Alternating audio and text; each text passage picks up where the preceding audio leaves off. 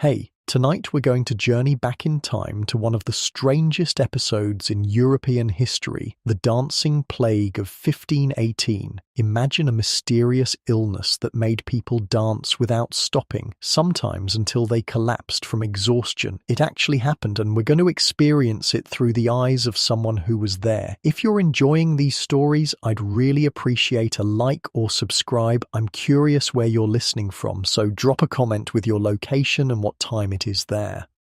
Now, dim the lights, maybe turn on a fan for that soft background hum, and let's ease into tonight's journey together. Congratulations, you've just woken up in Strasbourg in the summer of 1518. The air is thick with heat and the scent of unwashed bodies. Your name is Matthias, a baker's apprentice, and you're 14 years old. Your woolen shirt sticks to your back as sweat trickles down your spine. The rough fabric scratches against your skin with every movement, a constant reminder of the discomfort of summer in the city.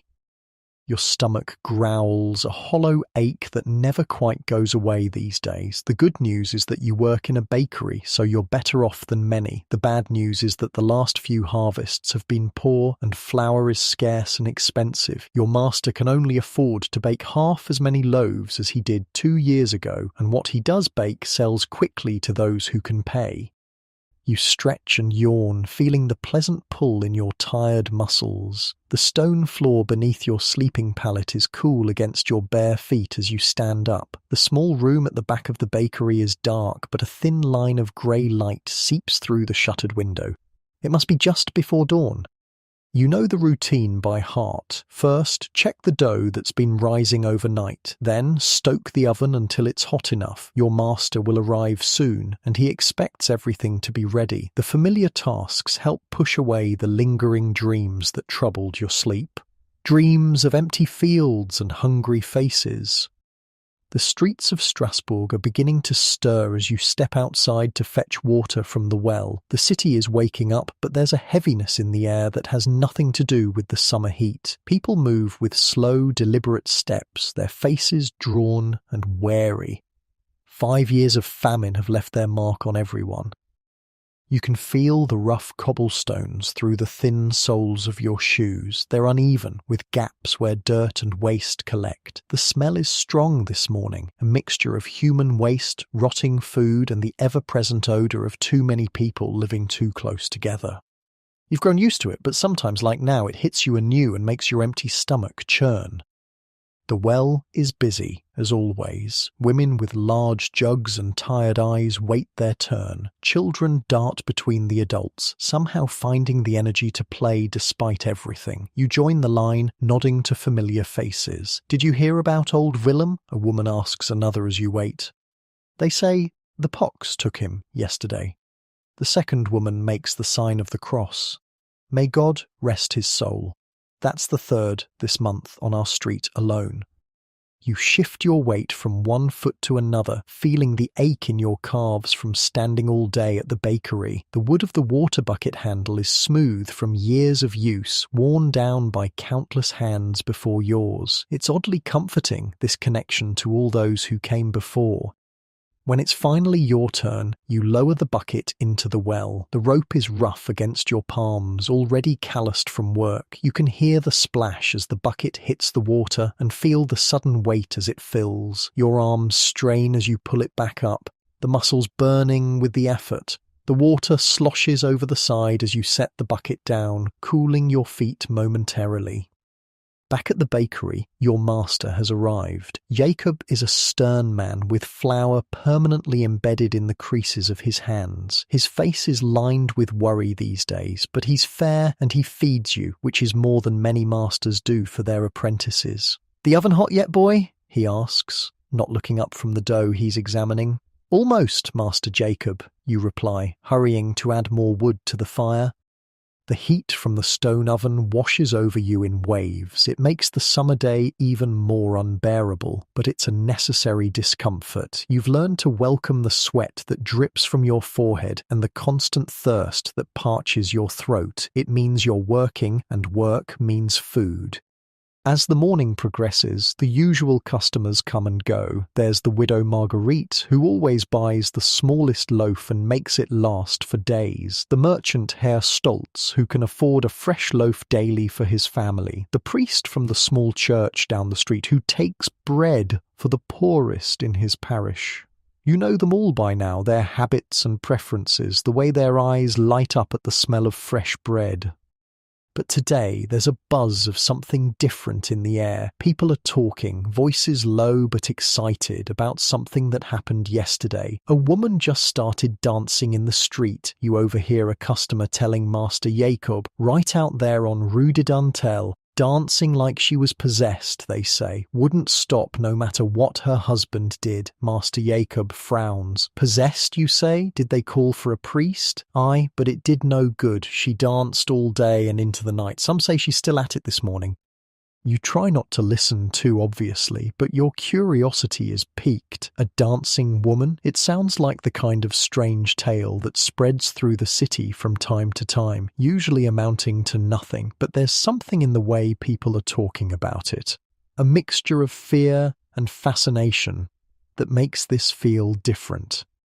By midday, the bakery is quiet, the day's bread is sold, and Master Jacob sits at the small table calculating figures in his ledger. His face grows more pinched with each number he writes. You sweep the floor, careful not to disturb him, the broom's bristles making a soft, rhythmic sound against the stone. Matthias, he says suddenly, looking up, take these 2 loaves that didn't sell to your mother. Tell her I said they're day-old, though they're not, and bring back any mending she has for me. You try not to show your surprise or gratitude. Master Jacob rarely gives away bread, even when it truly is a day old. He must know how your family struggles since your father died of the sweat last winter. Your mother takes in mending and washing to feed your 3 younger siblings. But it's never quite enough. Thank you, Master, you say, carefully wrapping the still fresh loaves in a clean cloth. The streets are busier now, filled with the midday bustle of a city at work. Strasbourg sits on the banks of the Rhine River, a crucial trading post between the Germanic lands and France. Even in these hard times, commerce continues. Carts laden with goods rumble over the cobblestones. Merchants call out their wares. The guild halls are full of craftsmen, weavers, metalworkers, tanners, each in their own quarter of the city. But as you make your way toward the poorer district where your family lives, you notice a crowd gathered ahead. People are standing in a circle, watching something. The murmur of voices rises and falls like the drone of bees. You clutch the precious bread closer to your chest and consider going around, but curiosity pulls you forward. You edge through the crowd, using your small size to slip between bodies until you can see what everyone is staring at. In the center of the circle is a woman dancing, just as the customer had said. She's middle-aged, her face flushed and streaming with sweat. Her clothes, a simple housewife's dress and apron, are soaked through and dirty, as if she's been wearing them for days. But it's her dancing that holds everyone transfixed. It's not the graceful, measured steps of festival dances or the exuberant movements of celebration. This is something wild and desperate. Her arms flail, her feet stamp and twist. Her head jerks from side to side, and her eyes, that's what strikes you most. Her eyes are open, but seem to see nothing.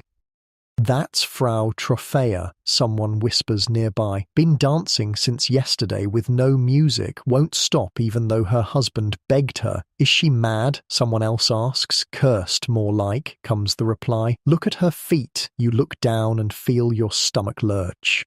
Frau Trophäa's feet are visible beneath the hem of her skirt as she whirls, and they're covered in blood. Her shoes have worn through, and still she dances on the rough cobblestones, leaving smears of red with each step. A man stands at the edge of the circle, his face a mask of anguish. He holds a cup of water, trying to approach the woman, but her wild movements make it impossible to get close. "Trophäa, please," he calls, his voice breaking. "Please stop and drink. You'll die if you don't rest." But the woman, Frau Trophäa, doesn't seem to hear him. She continues her frenzied dance, her breath coming in harsh gasps. The crowd watches, both repelled and fascinated. No one knows what to do. You feel a chill despite the summer heat. There's something deeply wrong about this scene. A woman dancing herself bloody while a crowd gawks. You back away, suddenly eager to be gone, to be safe in your mother's small house with your siblings. The rest of your journey passes in a blur. You can't stop thinking about Frau Trophea's unseeing eyes and bloody feet. By the time you reach your home, a tiny one-room dwelling squeezed between other similar houses, your heart is racing as if you'd been running. Your mother's face lights up when she sees the bread. She's seated by the window, taking advantage of the light to stitch a torn shirt. Your youngest sister, Greta, just 4 years old, plays quietly in the corner with a doll made of straw and scraps. Your brothers, Hans and Friedrich, are out, probably running errands or looking for odd jobs to earn a few coins. Matthias, your mother says, setting aside her sewing to take the bread. This is too much. Is Jakob sure he can spare it? He said to tell you they're day old, you reply with the white lie your master instructed, and to ask if you have any mending for him. She smiles, seeing through the pretense, but grateful nonetheless. I finished his shirts yesterday. Tell him thank you from all of us. You help your mother slice one of the loaves, the knife sawing through the crust with a satisfying sound. The bread is still soft inside, and the aroma makes your mouth water. Greta comes running at the sight of food, her small hands reaching eagerly. As you eat, you tell your mother about the dancing woman. Her face grows serious as she listens. Stay away from such things, Matthias, she says when you finish. If it's a curse or a possession, it could spread. We have enough troubles without inviting more. You nod, but secretly, you're not sure you can stay away. There was something compelling about the strange spectacle, something that tugs at your mind even now. After eating and spending a precious hour with your family, you head back to the bakery. The crowd has dispersed from where Frau Trophea was dancing, but as you pass, you notice dark stains on the cobblestones, blood dried now in the heat of the day. You walk faster. The afternoon at the bakery is spent preparing for tomorrow, sifting flour, mixing dough that will rise overnight, cleaning the equipment. It's hot, repetitive work, but you lose yourself in its rhythm. By the time evening comes, your arms ache and your back is stiff, but there's satisfaction in a day's work completed. Master Jacob seems preoccupied as he locks up the bakery. Strange business, this dancing woman, he mutters, more to himself than to you. Reminds me of stories my grandfather told from when he was young. A whole village taken with dancing fever, he said. Thought it was just an old man's tale. You're about to ask more when a commotion down the street catches your attention. Raised voices, a shout of alarm. Master Jacob frowns and hesitates, then curiosity wins out. Come, boy, let's see what new trouble this is. You follow him toward the noise, which grows louder as you approach. Turning a corner, you see another crowd gathered, larger than before. In the center, illuminated by the golden light of the setting sun, is Frau Trophea. She's still dancing, her movements now slower but no less relentless. Her husband is there again, supported by friends, his face hollow with exhaustion and fear.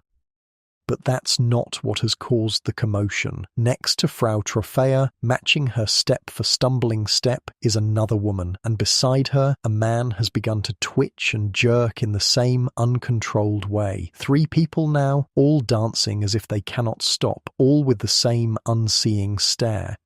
A chill runs down your spine as you watch. One woman dancing strangely could be madness or maybe drunkenness, though Frau Trophea doesn't look like a woman who frequents taverns. But 3 people, all with the same affliction, that suggests something else entirely.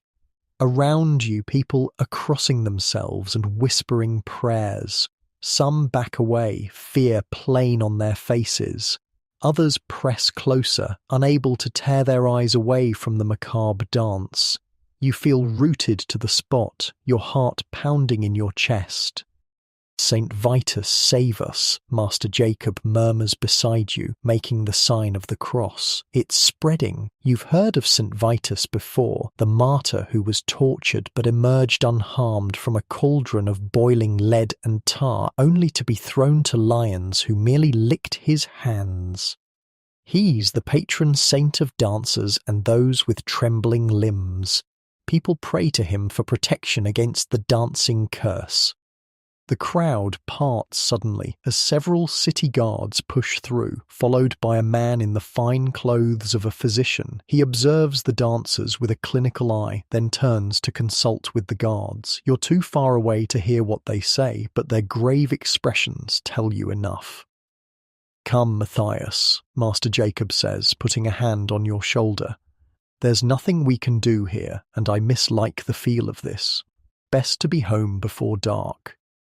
You nod and turn to follow him, but not before taking one last look at the dancers. As you do, the man who had just joined the dance catches your eye. For a brief moment, his gaze seems to clear, and you could swear he looks directly at you with an expression of pure terror, before the unseeing glaze returns and he spins away. That night, you lie on your pallet in the back of the bakery, unable to sleep despite your exhaustion. The image of the dancers plays over and over in your mind, the blood on their feet, the mindless, endless motion, the look of terror in that man's eyes. Outside, the city is quieter than usual. Few people venture out after hearing about the strange affliction. The silence makes it easy to hear the distant sound carried on the night air, the rhythmic slap of feet on stone, continuing without pause through the darkness. You pull your thin blanket tighter around you, though the night is warm. The dancing hasn't stopped, and somehow you know with a bone-deep certainty that this is only the beginning of something terrible. As you finally drift towards sleep, your body heavy with exhaustion, you find yourself unconsciously tapping your foot in rhythm with the distant sound of dancing. You force yourself to stop, a flutter of fear in your chest.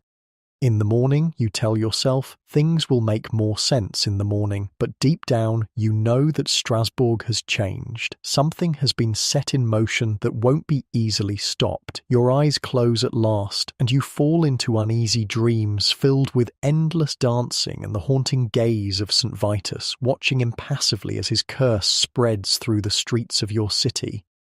And as the night deepens, somewhere in Strasbourg, Frau Trophea dances on, her feet leaving bloody prints as she moves without rest, without reason, without choice. The dance has begun, and no one knows when or if it will end. The scent of fresh bread usually wakes you gently, but this morning it's Master Jacob's hand roughly shaking your shoulder that pulls you from sleep. Your dreams had been fitful, full of stomping feet and twisting bodies that wouldn't stop moving.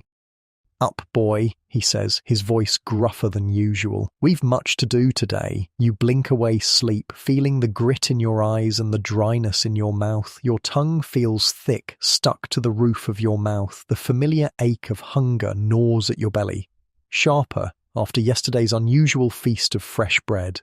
It's strange how quickly your body comes to expect such things. "More dancers in the night," Master Jacob says as you struggle to your feet. The stone floor sends a shock of cold up through your souls. 7 now, they say. The city council is meeting about it. 7 dancers. The news hits you like a physical blow. Yesterday, there were 3. The day before, only Frau Trophea. It's growing, just as you feared. You splash water on your face from the small basin, the shock of cold helping to clear your head. The water smells faintly of minerals from the well, an earthy scent that reminds you of rain. You run wet fingers through your hair, trying to tame it without the luxury of a comb. As you begin your morning tasks, stoking the fire and checking the dough, your mind keeps returning to the dancers. You picture them moving through the night, their bodies refusing to rest even as exhaustion must have claimed them. Did they collapse? Did anyone help them? Or are they still dancing even now as the sun rises over Strasbourg? The morning passes in a blur of flour and fire. Master Jacob sends you to the market with strict instructions to buy only what's on his list. A small sack of flour, salt, and if the price is right, some honey. Money is exchanged with careful attention. Every coin matters these days. The market is buzzing with talk of the dancers. You catch snippets as you move from stall to stall. Right through the night, they say. Blood everywhere, and still they dance. St. Vitus's curse, mark my words. The flour merchant, a heavy-set woman with strong arms from carrying sacks all day, leans close as she measures out your purchase. They've moved them to the Guildhall, she says, her voice low. The dancers, can't have them blocking the streets, can we? Council's brought in a physician from the university to examine them. Your curiosity burns. Has anyone stopped dancing yet? You ask. She shakes her head, her double chin wobbling. Not a one, though Frau Trophea collapses now and then from exhaustion. They pour water down her throat when she does, then up she gets again. It's not natural, I tell you. You hand over Master Jacob's money, feeling the weight of the coins leave your palm with a mixture of regret and relief. Regret because you know how hard-earned those coins are. Relief because the transaction is complete without incident. Too many times you've seen merchants suddenly raise their prices when a customer is desperate. The small sack of flour is heavy against your back as you hoist it onto your shoulder. The rough cloth scratches against your neck and fine dust works its way through the weave, making you want to sneeze. Salt and honey are carefully wrapped and tucked into your pocket. Precious commodities not to be risked. On your way back to the bakery, you take a detour past the Guildhall. You tell yourself it's not really out of your way, though you know Master Jacob would disapprove of any delay. The building looms ahead, its half-timbered upper floors jutting out over the street, creating deep shadows despite the morning sun. The door stands open and 2 city guards flank the entrance. As you approach, you can hear it, the rhythmic thump and scuff of feet on wooden floors, punctuated by occasional gasps and cries. The sound makes the hair on the back of your neck stand up. One of the guards, a young man not much older than yourself, but with the hardened look of someone who's seen too much, catches you staring. "Move along, boy," he calls. "Nothing for you to see here." But as you hesitate, a woman rushes out of the Guildhall, nearly colliding with you. It's Magda, who sells flowers near the cathedral when they're in season. You recognize her instantly. Her sharp features and the birthmark on her cheek are distinctive. Her face is streaked with tears, and she's shaking. "My sister," she gasps to the guard, who has moved to steady her. "She's in there dancing. Please, can't someone help her? She has 3 little ones at home." The guard's face softens slightly. "The physician is doing what he can, Frau Magda. The council has sent for more help from the next town." Magda notices you then, recognition flashing in her tear-filled eyes. "Matthias, is that you? Your mother does mending for us sometimes." You nod, awkwardly shifting the sack of flour on your shoulder. "Have you seen her? My sister Agnes? She started dancing last night after supper, just stood up from the table and—" Her voice breaks. "I haven't been inside," you admit. "They won't let me." Magda wipes her eyes with the corner of her apron. "It's terrible. They just dance and dance, even as their feet bleed. Agnes's husband carried her here when he couldn't make her stop. Now he's home with the children, and I don't know what to tell them." The guard clears his throat. "You should go home, Frau Magda. There's nothing you can do here. We'll send word if there's any change." Magda looks like she might argue, but then her shoulders slump in defeat. She nods and turns away, her steps slow and heavy. "You should go too. Master Jacob will be waiting for the flour, but something keeps you rooted to the spot. The sound of the dancing pulls at you, a rhythm that seems to match your heartbeat. Then, from inside the Guildhall, a new sound rises, a scream, high and terrible, cut short as suddenly as it began. The guards exchange alarmed glances and one rushes inside. That breaks your trance. Clutching the flower tighter, you turn and hurry away, your feet slapping against the cobblestones in a pace that uncomfortably echoes the dancer's rhythm. By the time you reach the bakery, you're breathing hard, as much from fear as exertion. Master Jacob takes one look at your face and frowns. "You went by the Guildhall," he says. It's not a question. You nod, unable to lie. "I heard them dancing and screaming." Master Jacob sighs, taking the flower from you with strong, sure hands. His fingers are dusted white, the nails rimmed with dough. "Curiosity will be the death of you, boy. Now help me with this bread before we lose the day entirely." You work in silence for a while, the familiar tasks soothing your frayed nerves. Kneading dough is rhythmic too, but it's a productive rhythm, one you control. Push and fold, push and fold. The dough is alive under your hands, responding to your touch, becoming something sustaining. As the morning wears on, customers come and go. Each brings news of the dancers, each account slightly different, growing in the telling. 12 dancers now, says the cooper who supplies your barrels. 15, corrects the chandler's wife an hour later. 20 at least, insists the tanner just before noon, his clothes carrying the acrid smell of his trade. And they say 2 have died already, danced until their hearts burst in their chests. Master Jacob, who has been listening with increasing concern, shakes his head. Gossip and fear help no one. Unless you've seen it with your own eyes, Gerhard, perhaps keep such tales to yourself. The tanner looks offended, but he takes his bread and leaves without further comment. When there's a lull in customers, Master Jacob turns to you.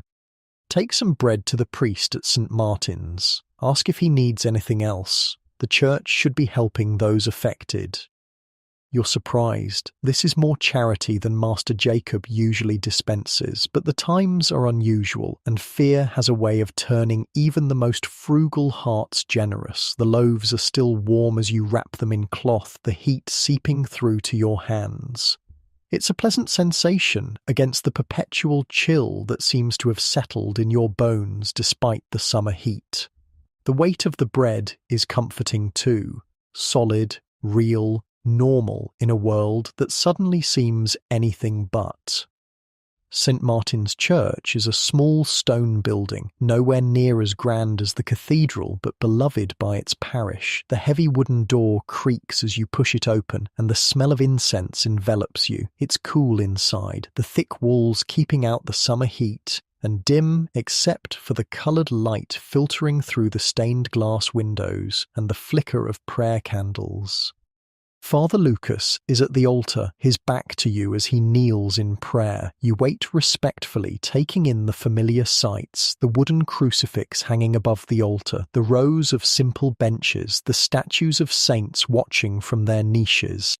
One of those saints is St. Vitus, you realise with a start. You've never paid him much attention before, but now you study his carved face carefully. He looks young, almost a boy, with a serene expression that seems at odds with his terrible martyrdom. In his hand he holds a palm frond, symbol of his triumph over suffering. At his feet is a small carved lion, its posture one of submission rather than menace. "Matthias," Father Lucas says, making you jump. He's finished his prayers and turned to find you staring at the saint. "What brings you to God's house today?" You hold out the bread. "Master Jacob sent these for you, Father, and asks if you need anything else." Father Lucas takes the bread with a nod of thanks. He's a thin man with kind eyes and a perpetually worried expression, made more pronounced today. God bless Jacob for his generosity. These will help feed those who have none. He looks at you more closely, noting your gaze still fixed on St. Vitus. "Ah, you're thinking of our current troubles, I see. Is it true, Father? Is St. Vitus punishing the city?" Father Lucas sighs, running a hand through his thinning hair. "God works in ways we cannot always understand, Matthias. St. Vitus is a powerful intercessor, especially in matters of physical afflictions, but I do not believe he would curse the faithful without cause." Then why are people dancing, you ask, the question that's been burning in your mind finally finding voice. That, my son, is what we are trying to determine. Come, walk with me. He leads you to a side door and out into a small garden beside the church. Here, herbs grow in neat rows, healing plants that Father Lucas uses to treat his parishioners' ailments. The scent of lavender and rosemary rises in the heat, a clean, sharp smell that clears your head. The city council met this morning, Father Lucas says, stooping to pluck a few leaves of mint. He crushes them between his fingers, releasing their scent, and offers them to you. Chew these, good for the stomach. You take the leaves gratefully. The fresh, cool taste spreads across your tongue, temporarily banishing the stale taste of fear. The physician they consulted believes the dancers suffer from an excess of hot blood, Father Lucas continues, a physical ailment, not a spiritual one. He has recommended that they be allowed, encouraged even, to dance until the sickness passes out of them through their sweat. You frown, remembering the bloody feet, the expressions of pain on the dancers' faces. But they're suffering, Father. They look like they want to stop, but can't. Father Lucas nods, his face grave. Yes, that is the troubling part. If it were truly just an excess of humours, the natural exhaustion of the body would eventually bring rest. But these poor souls continue beyond all natural limits. He looks at you with sudden intensity. Have you felt any urge to dance yourself, Matthias? Any strange compulsions?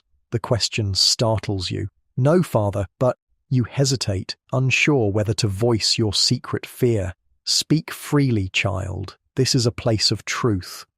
Last night, as I was falling asleep, I found my foot tapping to the rhythm of the distant dancing. I made myself stop. Father Lucas's expression is unreadable. Perhaps it was just the natural mimicry of the body, hearing a rhythm and matching it. Or perhaps...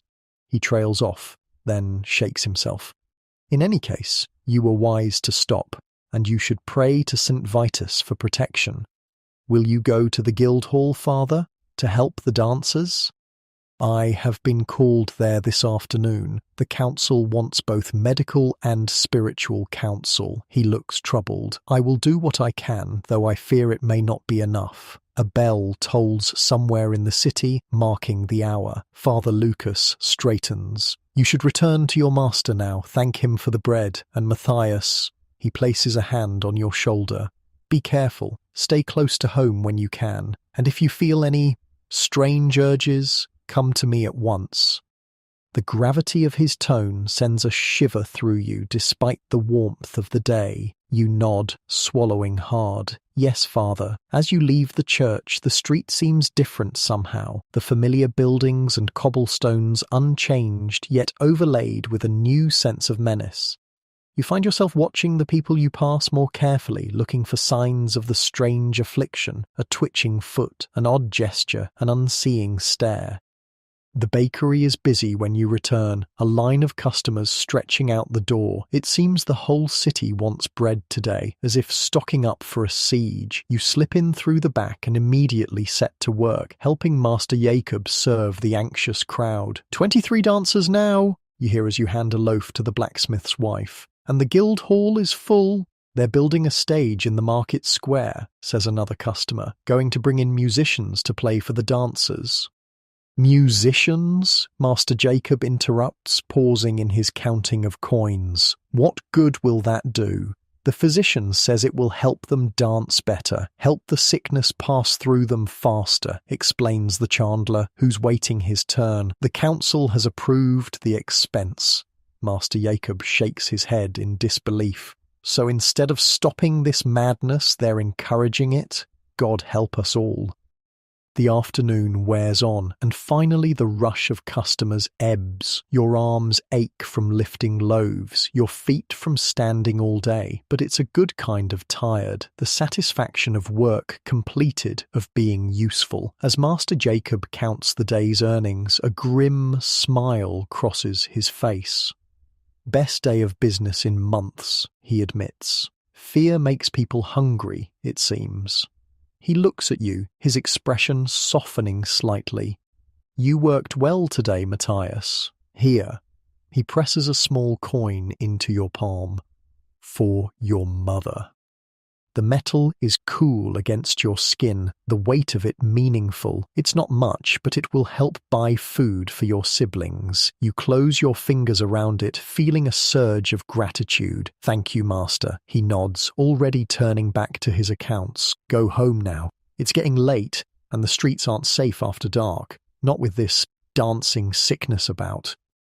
The sun is indeed sinking lower, casting long shadows between the buildings. You tuck the coin securely into your shoe, the safest place to carry money in the poorer districts, and head out, a small loaf of bread hidden under your shirt for your family. The streets are quieter than usual for this time of day. Normally people would be finishing their work, heading to taverns or home for the evening meal, but fear has driven many indoors early. Those who are out walk quickly, eyes darting nervously, giving the market square a wide berth.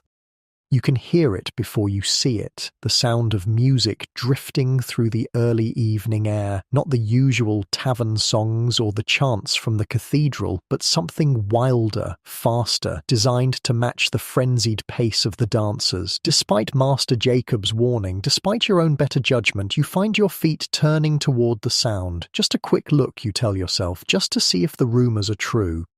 The market square has been transformed. A wooden stage dominates the center, surrounded by a barrier to keep spectators back. Upon it, a sight that steals your breath, at least 24 people dancing in a chaotic, exhausted frenzy. Some move in jerky circles, some stamp back and forth, but all share the same mindless quality, the same expression of distress mixed with blank detachment. Musicians stand at the edge of the stage, playing furiously on pipes and drums. The music is relentless, matching the tempo of the dancers rather than setting it. City guards stand watch, their faces grim, and around the barrier a crowd has gathered. Some watching in horrified fascination, others on their knees in prayer, still others calling out to loved ones trapped in the endless dance. You scan the dancers, recognizing some. There's Agnes, Magda's sister, her hair come loose from its usual neat bun, her dress torn at the hem. There's old Heinrich the cooper, his substantial belly heaving with each laboured breath. And there, at the far end, barely staying upright, is Frau Trophea herself. She looks like a walking corpse, her face grey with exhaustion, moving now through sheer compulsion rather than any remaining strength. As you watch, a young woman in the front row of spectators suddenly stiffens. Her hands rise to her throat, her eyes widen in panic, and then, to gasps of horror from those around her, she begins to twitch and jerk. Before anyone can stop her, she's climbing over the barrier, joining the macabre dance on the stage, her movements already taking on the same mindless quality as the others. A man, her husband perhaps, cries out and tries to follow, but guards hold him back. His anguished wail cuts through even the music and the constant thump of dancing feet. The crowd ripples with fear. Some back away quickly, making the sign of the cross. Others press closer, morbidly fascinated. You stand frozen, unable to look away from the newest victim as she surrenders to the inexplicable compulsion. Then someone jostles you from behind, breaking your trance. A hand grasps your arm and you turn to find your brother Friedrich, his young face tight with worry. Matthias, what are you doing here? Mother sent me to find you. She was worried when you didn't come home. Relief washes over you at the sight of his familiar face. I'm sorry. I just wanted to see... Friedrich glances at the stage, then quickly away, as if afraid to look too long. It's not safe. People are saying it spreads through watching. Come on, let's go home. You let him pull you away, his hand gripping yours tightly. As you both hurry through the darkening streets, you notice he's keeping a specific rhythm, deliberately breaking his steps, changing pace as if to avoid falling into any pattern that might trigger the dancing curse. You find yourself doing the same, focusing on the uneven placement of your feet, the irregular rhythm of your breath, anything to keep from matching the beat that still echoes in your ears, the relentless rhythm of the dancers that seems to have worked its way into the very pulse of the city. By the time you reach home, darkness has fallen completely. Your mother stands in the doorway, a small lamp in her hand, her face relaxing in relief when she sees you both. "Thank God," she says, ushering you inside. "With this madness in the streets, I feared—" She doesn't finish the thought. She doesn't need to. The fear is there in the tight line of her mouth, in the way she bars the door behind you with more care than usual. Inside, Greta is already asleep in the corner, curled up with her straw doll. Hans sits by the dying fire, whittling a small piece of wood. He looks up briefly as you enter, then returns to his task, but not before you catch the worry in his eyes too. Your mother takes the bread you've brought with murmured thanks, breaking it into portions. The coin from Master Jacob you press into her hand privately, seeing the momentary relaxation in her expression at this unexpected blessing. As your family eats their meagre meal in the flickering firelight, the conversation inevitably turns to the dancers. "They say it's up to 30 now," Hans reports, having spent the day running errands through the city, "and 2 have died already." Your mother shushes him with a glance at Greta, though the little one sleeps on, oblivious. "No such talk at the table," she says firmly. "We'll not invite fear into our home." But fear is already here, you think, looking at their tense faces, the way everyone sits a little closer together than usual. It came with the first step of Frau Troffea's dance, and it's been growing ever since, spreading through Strasbourg as surely as the dancing itself. Later, as you lie beside your brothers on the pallet you share, sleep eludes you. Every time you close your eyes, you see the dancers, their desperate movements, their bleeding feet, their unseeing eyes, and underneath it all, the rhythm continues, a pulse that seems to beat in the very walls of the city. Thump, thump, thump. The sound of feet that cannot stop. Somewhere in the darkness, a dog howls, a long, mournful sound that raises goosebumps on your arms. Beside you, Friedrich murmurs in his sleep, his legs twitching. You place a gentle hand on his ankle, stilling the movement, and he settles again. Tomorrow will bring more dancers. You're certain of it. More fear, more desperate attempts to understand or cure this strange affliction. More prayers to St. Vitus, who watches with impassive stone eyes from his niche in the church.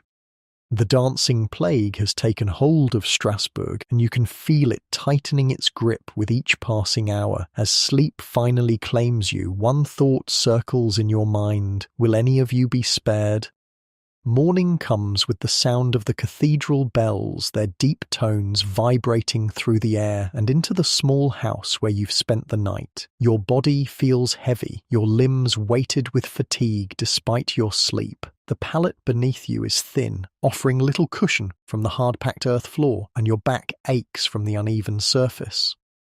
You lie still for a moment, listening to the soft breathing of your siblings around you. Greta has curled against your side in the night, her small body radiating warmth like a little furnace. Her hair tickles your chin, smelling of wood smoke and the lavender your mother sometimes tucks among your belongings to ward off fleas. You should get up. Master Jacob will be expecting you at the bakery, and the streets aren't safe to traverse alone these days, but the weight of sleep pulls at you, tempting you back into its embrace. Just a few more moments, you think, as your eyelids grow heavy again. Then your mother's voice cuts through the drowsy stillness.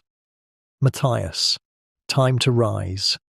You open your eyes to find her already dressed, her hair neatly covered with a linen cap. The lines around her eyes seem deeper this morning, her mouth set in a grim line. She hasn't been sleeping well. None of you have, really, since the dancing began. "I'll walk with you to the bakery," she says, her tone brooking no argument. "After yesterday, I don't want any of you children going about alone." The memory of the newest dancer joining the afflicted flashes through your mind, the way she stiffened suddenly, the panic in her eyes before they glazed over. A shiver runs down your spine despite the summer morning's warmth. Yes, mother, you agree, carefully extricating yourself from Greta's sleepy grasp. The little one murmurs but doesn't wake, rolling over to press against Friedrich instead. You dress quickly in your simple clothes, the same ones you wore yesterday, as you own only 2 sets. The woolen tunic is scratchy against your skin, and your shoes pinch slightly at the toes. You're growing again, but there's no money for new footwear until these fall apart completely. Outside, the streets are unusually quiet for dawn. Normally, Strasbourg would be stirring to life. Bakers like Master Jacob firing their ovens, merchants setting up their stalls, apprentices and servants hurrying about their morning errands. But today, doors remain shut, windows tightly shuttered. Only a few people move furtively along the cobblestones, heads down, walking with the same deliberate irregularity you and Friedrich adopted last night. How many dancers now? You ask your mother as you pick your way toward the bakery. The morning dew has made the cobblestones slick, and you tread carefully to avoid slipping. Your mother shakes her head. I heard 40 from Widow Gerda last night, but who knows what's true anymore? People speak of little else, and the story grows with each telling. 40 dancers. The number seems impossible, yet you don't doubt it, not after what you've seen. As you approach the main market street, you become aware of a distant sound, the now familiar rhythm of stamping feet and the wheezing notes of pipes. The musicians are still playing, even at this early hour, which means the dancers are still dancing. Your mother tenses, her hand gripping your arm tightly. We'll go around, she says, pulling you down a side street. The narrow passage is dank, the buildings on either side blocking the morning sun. The smell of waste and rotting food is stronger here, making your empty stomach churn. The detour adds time to your journey, but eventually you reach the bakery. Master Jacob is already there, his face haggard, as if he hasn't slept. The fire in the oven is burning hot, filling the room with welcome warmth and the comforting smell of baking bread. Mistress Bauer, he greets your mother with a respectful nod. Thank you for bringing the boy. These are strange times. They are indeed, your mother agrees. Will you be needing him late today? I'd rather he wasn't on the streets after dark. Master Jacob shakes his head.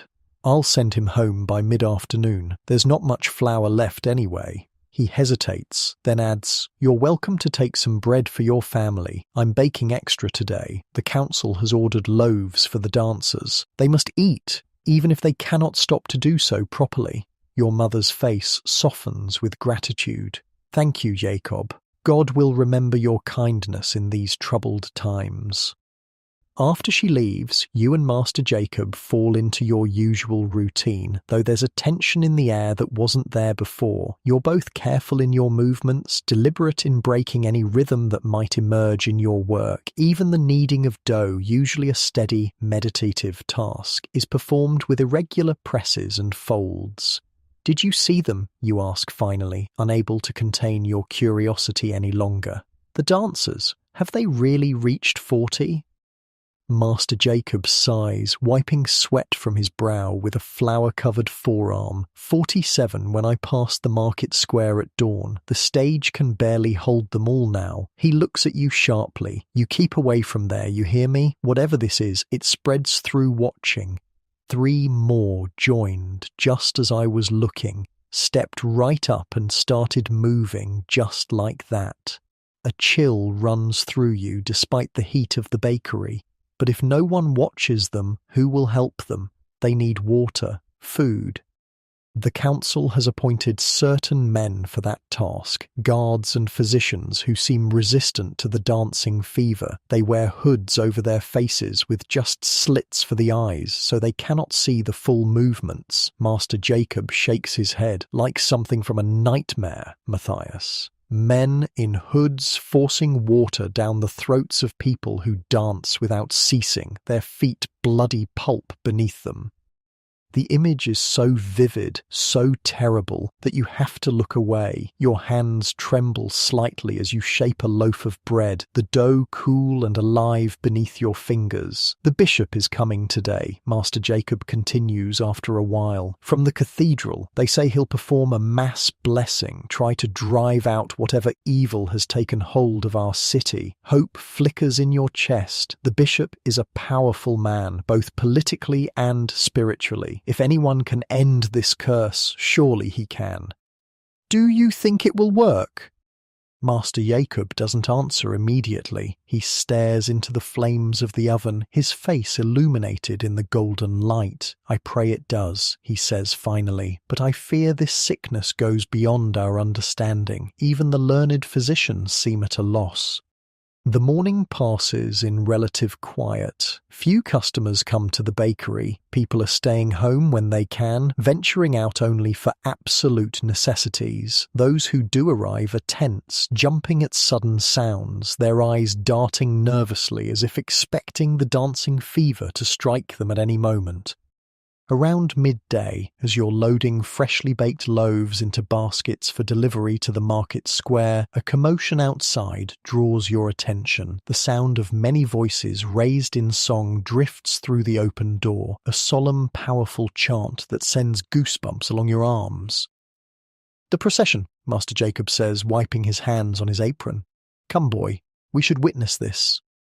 You follow him outside, blinking in the sudden brightness after the dimness of the bakery. The street is lined with people now, all facing the same direction, many kneeling in reverence. Moving slowly down the centre of the street is a procession of monks in dark robes, their voices raised in a Latin hymn that seems to purify the very air it passes through. Behind them come priests in their vestments, swinging censers that release sweet-smelling smoke into the air. And at the centre, walking beneath a canopy of rich cloth held by 4 noblemen, is the bishop himself.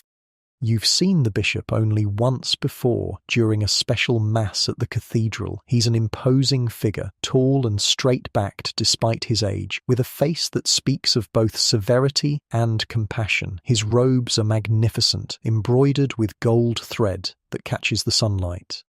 On his head sits the bishop's mitre, making him seem even taller, and in his hand he carries his crozier, the shepherd's staff that symbolises his role as guardian of his flock. As the procession passes, people reach out, hoping to touch the bishop's robes or receive his blessing. Master Jacob removes his cap, bowing his head in respect. You do the same, feeling a strange mix of awe and desperate hope. Surely such a holy man can drive away whatever has taken hold of Strasbourg. The procession continues toward the market square, where the dancers are. You feel a powerful urge to follow, to witness what happens when the bishop confronts the dancing plague. But Master Jacob's hand on your shoulder stops you. "Back to work," he says quietly. "The bread won't bake itself, and those poor souls will need food, blessing or no blessing." You nod reluctantly and return to the bakery, though your mind remains with the procession. As you work, you strain your ears for any sound that might indicate the outcome of the bishop's intervention. Cheers of joy if the dancers are cured, perhaps, or cries of dismay if they continue their relentless movement. But there is only the distant, continuing rhythm of the dance and the occasional toll of the cathedral bells marking the hours. By mid-afternoon, as promised, Master Jacob sends you home with a loaf of bread for your family and strict instructions to go directly there, no detours. But as you leave the bakery, you notice a small crowd gathered at the corner, listening intently to a man speaking rapidly. Curiosity pulls you closer, though you remain at the edge of the group, ready to slip away if needed. The speaker is a merchant by his dress, his face flushed with emotion as he gestures wildly. "Saw it with my own eyes," he's saying. "The bishop blessed them, prayed over them, even touched some with his holy staff, and still they danced. One woman collapsed right at his feet, foaming at the mouth like one possessed, then rose again and continued her ungodly movements." Murmurs of fear ripple through the crowd. Someone makes the sign of the cross. A woman begins to weep softly. The bishop has ordered a day of fasting and prayer, the merchant continues. Says we must all cleanse our souls of sin, for this plague is surely a punishment from God. What of the dancers? Someone asks. Will they be moved to the cathedral for more prayers? The merchant shakes his head. They remain at the market square. The physicians still believe it's a malady of the body, not the soul. They've brought in more musicians, if you can believe it. Say the dancers must exhaust the sickness from their blood. You've heard enough? With a sense of growing dread, you hurry away, the bread clutched tightly to your chest. If even the bishop's blessing couldn't stop the dancing, what hope is there? The thought sends ice through your veins despite the summer heat. The streets seem more threatening now, the shadows between buildings deeper and more ominous. You find yourself walking faster, your eyes fixed on the ground before you. Don't look up, don't watch anyone who might be dancing, don't fall into a rhythm. The rules for survival in Strasbourg have changed so quickly. A flicker of movement in a doorway makes you start, but it's only a cat slinking along the wall. Its yellow eyes regard you warily before it disappears into a narrow alley. The brief fright has set your heart pounding, the blood rushing in your ears in a rhythm that suddenly seems dangerous.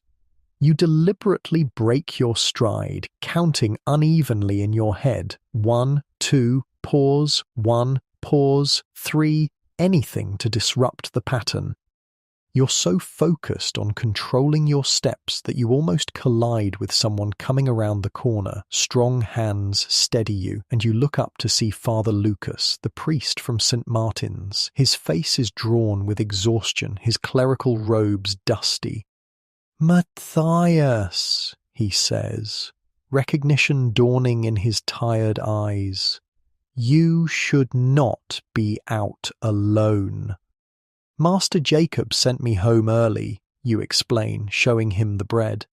"I'm going straight there, Father, I promise." He nods, but doesn't release your arm. "I'll walk with you. These streets are not safe for anyone alone, least of all a child. Though you want to protest that you're not a child, 14 is nearly a man, you're grateful for the company. Father Lucas's presence is reassuring, solid, in a world that seems increasingly unstable. "Were you at the bishop's blessing, Father?" you ask as you walk together. A shadow crosses his face. "I was. It was not what we had hoped for. The dancers didn't stop." "Oh no." The word falls heavily between you. They continued as before. Some even seem to dance more frantically in the bishop's presence, as if he stops, perhaps realizing he's speaking too freely to a young person. "As if what, Father?" He sighs, looking suddenly older than his years. "As if whatever drives them fears the holy presence, yet cannot be overcome by it. It is troubling, Matthias. Very troubling." You walk in silence for a while, each lost in thought. The distant sound of the dancers is always there now, a constant reminder of the plague that has the city in its grip. It's almost like the beating of Strasbourg's heart growing more frantic as the sickness spreads. "Have you felt any unusual urges?" Father Lucas asks suddenly, his voice low. "Any compulsion to move in ways you cannot control?" The question makes your skin prickle with apprehension. "No, Father, but I'm careful not to watch the dancers directly, and I try not to fall into rhythmic patterns when I walk or work." He nods approvingly. "Good. Continue to be vigilant, and pray, Matthias, pray for protection for yourself and your family. Will God hear us, Father, if even the bishop's blessing couldn't stop the dancing?" Father Lucas stops walking, turning to face you fully. His eyes are intense, burning with conviction. "God always hears us, Matthias, always, but sometimes his answer is not what we expect, or comes in ways we do not immediately recognize. We must have faith that he has a purpose, even in this suffering." The words are meant to comfort, but they leave you cold. What purpose could there be in people dancing themselves to death? What divine plan includes bloody feet and broken bodies driven beyond endurance? Before you can respond, a shout from nearby breaks the moment. You both turn to see a woman running toward you, her face a mask of terror. "Father, come quickly! It's my husband. He's started to dance." Father Lucas's expression shifts immediately to one of determination. He squeezes your shoulder briefly. "Go home, Matthias. Directly home. I must attend to this." Then he's gone, hurrying after the distraught woman, his robes billowing behind him. You stand frozen for a moment, the bread still clutched to your chest, before forcing yourself to move again, one foot in front of the other, deliberately irregular, all the way home.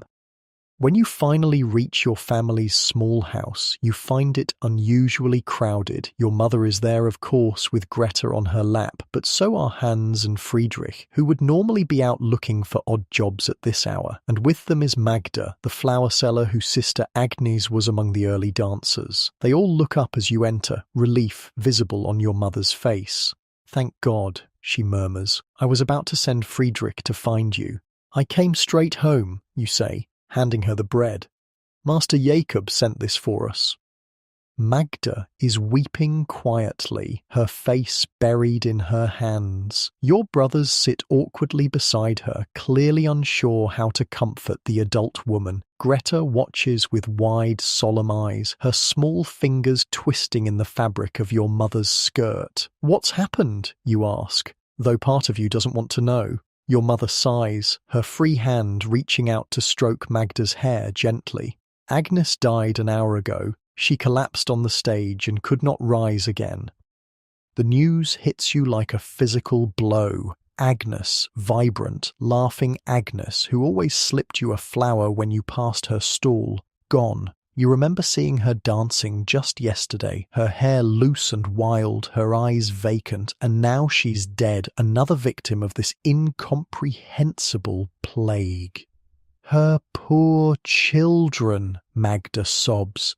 "What will become of them? Her husband can barely feed them in the best of times. And now—" "They will come here," your mother says firmly. "We will make room. What's a few more mouths when we already have 4 children to feed?" She looks at you, her eyes conveying what her words do not, that this will mean even tighter rations, even more careful management of their meagre resources. But what choice is there? No one in Strasbourg would turn away orphaned children, not with the spectre of the dancing plague hanging over the city. Any family could be next, any parent taken by the mysterious affliction. There is safety only in community, in caring for one another when disaster strikes. "I can work more hours at the bakery," you offer. "Master Jacob might pay me a bit more if I take on extra tasks." Your mother nods, a small smile softening her tired face. "We will manage, as we always have." But as the afternoon wears on and arrangements are made for Agnes's children to be brought to your already crowded home, you can't shake the feeling that managing is becoming harder by the day. The dancing plague shows no sign of abating. If anything, it's growing stronger, claiming more victims with each passing hour. And beneath it all runs the constant, terrible rhythm of the dancers, audible even here in your home when the wind blows from the direction of the market square. It seems to have worked its way into the very heartbeat of the city, a pulse that grows more frantic as Strasbourg itself succumbs to the incomprehensible fever. That night, as you lie awake listening to the soft breathing of your siblings, now joined by Agnes's 2 small sons who finally cried themselves to sleep in your mother's arms, you find your thoughts returning to St. Vitus. What does the saint want from Strasbourg? Why has he cursed the city so terribly? Or is it a curse at all, or simply a sickness that no one understands? The questions circle in your mind like the endless movements of the dancers themselves, offering no rest, no peace. Outside, the summer night is thick with heat and fear, and somewhere in the darkness feet continue to stamp and bodies to twist in their relentless, fatal dance. Morning comes with the sound of crying. Agnes's youngest son, Thomas, just 4 years old, has woken confused and frightened, calling for his mother. Your own mother gathers him into her arms, rocking him gently and murmuring soft reassurances, but the child is inconsolable. His small body heaves with sobs that seem too big for his tiny frame.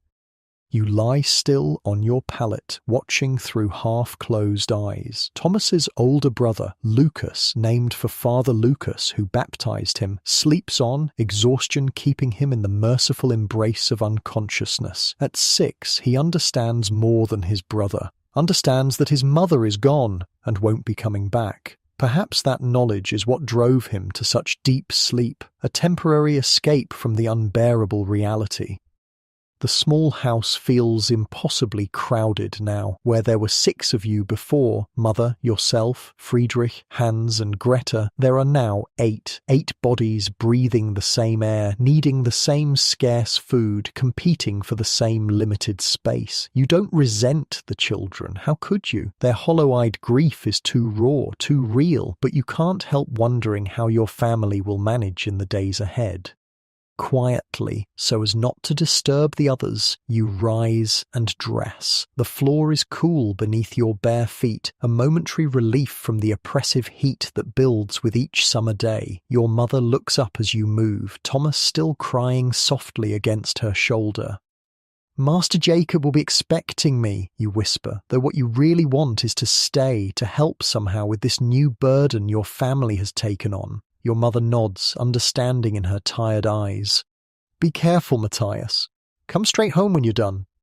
The warning is unnecessary. Where else would you go in a city gripped by dancing madness? But you nod anyway, reaching out to touch Thomas's small head gently before you leave. His hair is soft and fine under your fingers, damp with the sweat of his distress. Outside, the early morning air is already thick with heat and the promise of another sweltering day. The streets are quieter than they should be. Even at this hour, few people venture out unless they must, and those who do walk with the now familiar irregular gait that has become Strasbourg's new normal. Avoid rhythm, avoid patterns, avoid the curse that turns ordinary people into frenzied dancers.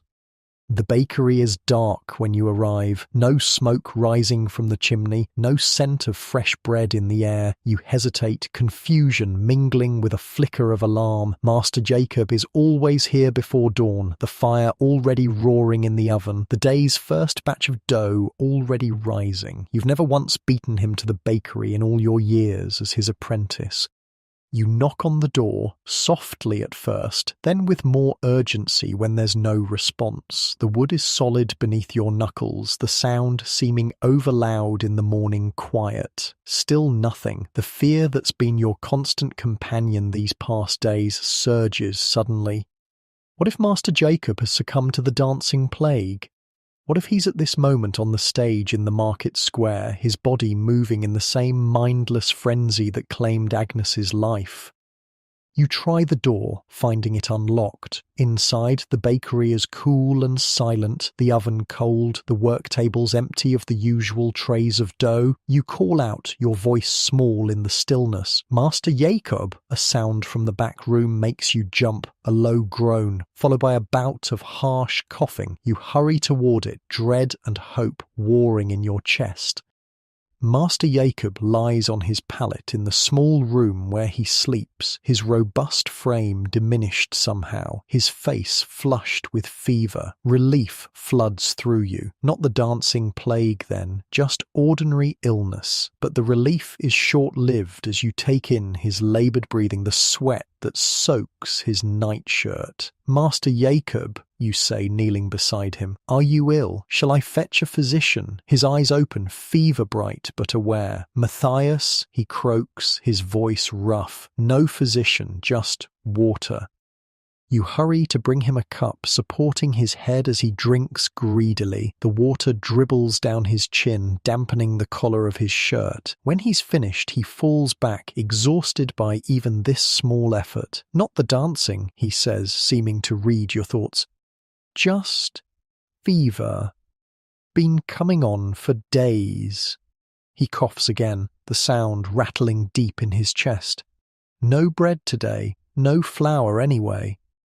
No bread. The words hit you with surprising force. No bread means no income for you, no food to bring home to your family that now includes 2 more hungry children, and no bread for the city either, for the dancers who need sustenance even as they move without ceasing. What should I do? You ask, suddenly feeling very young and uncertain. Master Jacob's hand finds yours, his skin burning with fever. Go home, he says. Keep your family safe. This will pass, one way or another. His eyes close, exhaustion claiming him again. You sit there for a long moment, watching the rise and fall of his chest, listening to the wheezing of his breath. Master Jacob has been a constant in your life since your father apprenticed you to him at age 10. Not a kind man exactly, but fair and steady. To see him laid low by illness is deeply unsettling. Another foundation stone of your world shifted out of place. Finally, you rise. There's nothing you can do for him here except ensure he has water within reach. You fill a jug and place it beside his pallet, along with a cup. Then, with a last look at his sleeping form, you leave the bakery, locking the door behind you. The streets are beginning to fill with people now, though nothing like the usual bustle of a Strasbourg morning. You notice more city guards than normal, their hands never far from their weapons, their eyes watchful. There's tension in the air, a coiled anticipation as if the city itself is holding its breath, waiting for some new calamity. As you pass the entrance to the market square, you can't help but look. The dancing continues, of course. It never stops, but the wooden stage that was built to contain the dancers is now overflowing. You count quickly. 60, perhaps 70 people now move in that terrible, mindless frenzy. Some have clearly been dancing for days, their movements sluggish with exhaustion, their feet leaving bloody smears on the wood.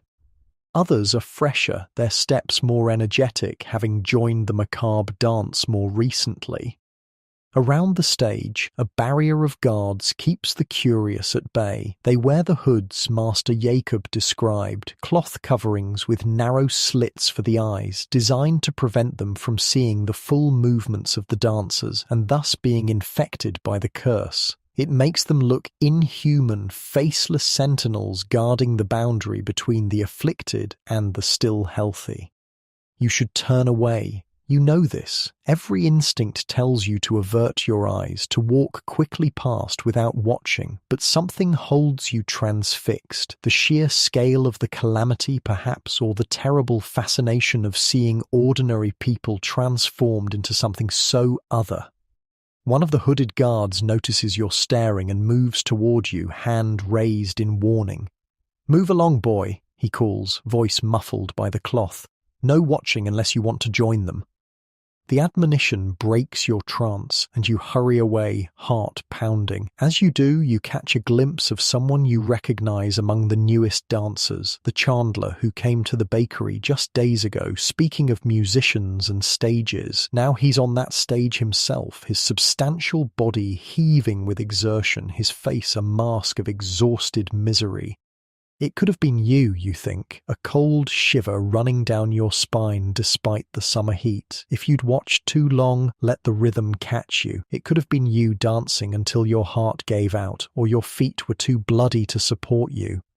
The thought speeds your steps homeward, though you're careful to maintain the irregular gait that has become second nature now. At one point, you find yourself unconsciously falling into a pattern, 1-2, 1-2, and deliberately stumble, breaking the rhythm, your heart racing with momentary panic.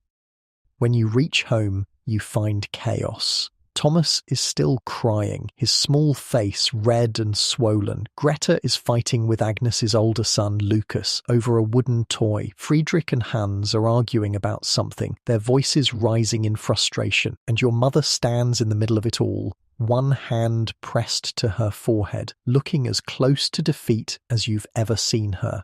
"Master Jacob is ill," you announce, raising your voice to be heard over the din. "The bakery is closed, no bread today."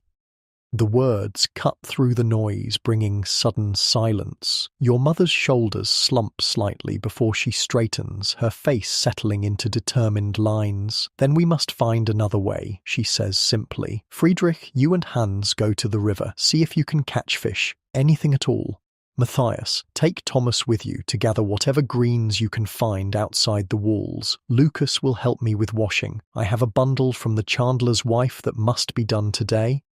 You want to protest. Taking a grieving 4-year-old outside the city walls seems unwise at best, but you recognize the steel in your mother's voice. This is not a suggestion, but a command, born of necessity. If you don't eat today, all of you, then tomorrow will be even harder. So you find yourself, an hour later, outside Strasbourg's imposing stone walls, Thomas's small hand held firmly in yours. The child has finally stopped crying, exhaustion winning out over grief for the moment. He walks beside you silently, his red-rimmed eyes taking in the unfamiliar surroundings with wary curiosity. Beyond the city, the countryside stretches green and gold, fields of grain ripening in the summer sun, punctuated by patches of woodland and meadow. It's peaceful here, the air cleaner than in the crowded streets of Strasbourg, the only sounds the buzz of insects and the distant call of birds. You can almost forget the horror that grips the city, the endless dancing and the mounting death toll. Almost, but not quite. For even here, the rhythm seems to follow you, a phantom beat that makes you constantly aware of your steps, your breathing, the very cadence of your thoughts. "Are there bears?" Thomas asks suddenly, his small voice startling in the quiet. You squeeze his hand reassuringly. "No bears, you promise. Just rabbits and birds and maybe some deer if we're lucky." "Mama said bears eat bad children," he says matter-of-factly, and your heart twists at the casual mention of his mother, gone now forever. "Your mama was just trying to keep you safe," you say carefully, "but there are no bears here, I promise, and you're not a bad child." He seems satisfied with this, falling silent again as you lead him toward a meadow where you know dandelions and wild onions grow. These aren't choice foods, but they'll fill empty bellies when there's nothing else. The meadow is a riot of summer colour, yellow dandelions, purple clover, white daisies, and a dozen other wild flowers you can't name. Bees move lazily from bloom to bloom, their buzzing a gentle counterpoint to the rustling of grass in the light breeze. It's so different from the feverish atmosphere of Strasbourg that you find yourself breathing more deeply, some of the tension leaving your shoulders. You show Thomas how to dig for dandelion roots, how to tell which plants are edible, and which might make you sick. He's a quick learner, his small fingers soon dirt-stained as he helps fill the sack you brought. The simple, repetitive task seems to soothe him, giving his grief-muddled mind something concrete to focus on. As you work, you find yourself talking about the plants, about the insects that buzz around you, about anything except what's happening in the city behind you. Thomas listens with the intense focus young children can bring to bear, occasionally asking questions that reveal a sharp mind behind his tear-swollen eyes. "Why do people dance until they die?" he asks suddenly, the non sequitur catching you off guard. You hesitate, unsure how to explain something you don't understand yourself. "Some sicknesses affect the body in strange ways," you say finally, "like when you have a fever and your teeth chatter even though you feel hot." Thomas considers this, his small brow furrowed in concentration. "But Mama wasn't sick. She was fine, and then she just started dancing." "I know," you say softly, reaching out to stroke his hair as you'd seen your mother do. "Sometimes sicknesses come on very suddenly. Will I get sick too? Will I dance like Mama?" The fear in his voice makes your throat tight. "No," you say with more certainty than you feel. "You're safe with us. We'll take care of you." He nods, seemingly reassured, and returns to digging up dandelions. But the question lingers in the air between you, unanswerable in its terrible simplicity. Will more people dance? Will you? Will anyone in Strasbourg be spared this incomprehensible plague? By the time the sun is high overhead, your sack is full of dandelion roots, wild onions, and a handful of early berries found at the edge of the woods. Not much for 8 people, but better than nothing. Thomas is tired now, his small face streaked with dirt, his steps dragging as you turn back toward the city. The walls of Strasbourg loom ahead, solid and imposing, a barrier between the peaceful countryside and the city gripped by dancing madness. You feel a strange reluctance to return, a fleeting wish that you could stay out here with Thomas, away from the terror and uncertainty that wait within those walls. But your family needs you and the food you've gathered, and Thomas needs the comfort of your mother's arms, the distraction of Greta's games, the sense of security that comes from being part of a family however hastily assembled. As you approach the city gate, you notice an unusual number of people coming out. Families with carts piled high with belongings, merchants with their goods hastily packed, even a few nobles on horseback, their fine clothes incongruous outside the city walls. "They're leaving," says a voice beside you, and you turn to find a man you vaguely recognize. A cooper, you think, though you don't know his name. Fleeing the dancing sickness while they still can. "Where will they go?" you ask, tightening your grip on Thomas's hand instinctively. The man shrugs.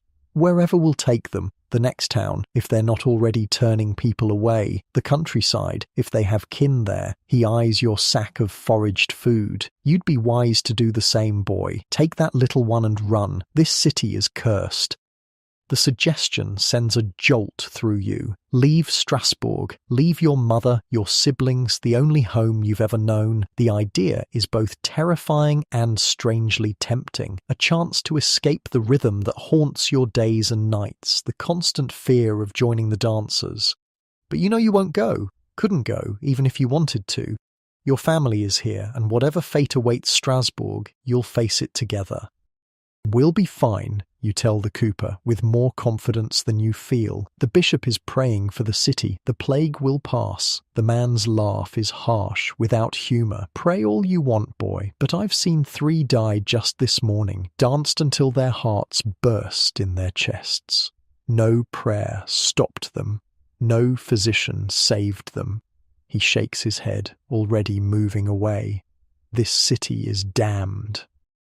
You hurry through the gate, pulling Thomas along more roughly than you intend. The cooper's words echo in your mind, feeding the fear that's become your constant companion. Is he right? Is Strasbourg beyond saving?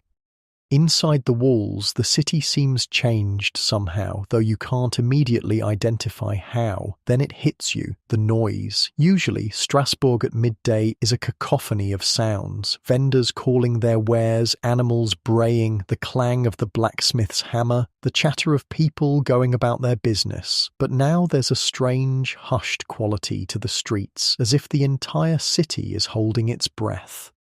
Except, of course, for the dancers. Their rhythm continues, a constant background to everything else, like the beating of the city's fevered heart. You hurry home, Thomas stumbling to keep up with your longer strides. The familiar streets seem alien now, threatening rather than comforting. Every person you pass is a potential danger, not through any malice of their own, but because they might at any moment be seized by the dancing frenzy and pull you into their curse. When you finally reach your family's small house, relief washes over you. Friedrich and Hans are already back, a string of small fish, barely more than minnows, their contribution to the day's meal. Your mother has finished her washing, the chandler's wife's linens, hanging to dry on lines strung across the cramped space.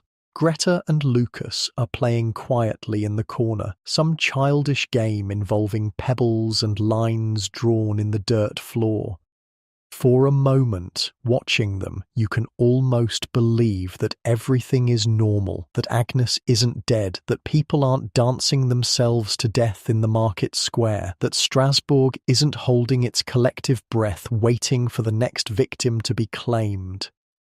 Then Thomas breaks free of your hand and runs to your mother, burying his face in her skirts, and the illusion shatters.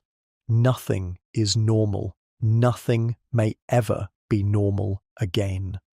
That night, after a meagre meal of fish broth and dandelion roots, your mother gathers all 6 children around her. The small house is stifling in the summer heat, the air heavy with the smell of unwashed bodies and the fish that simmered in your single pot. Sweat trickles down your back, making your shirt cling uncomfortably to your skin.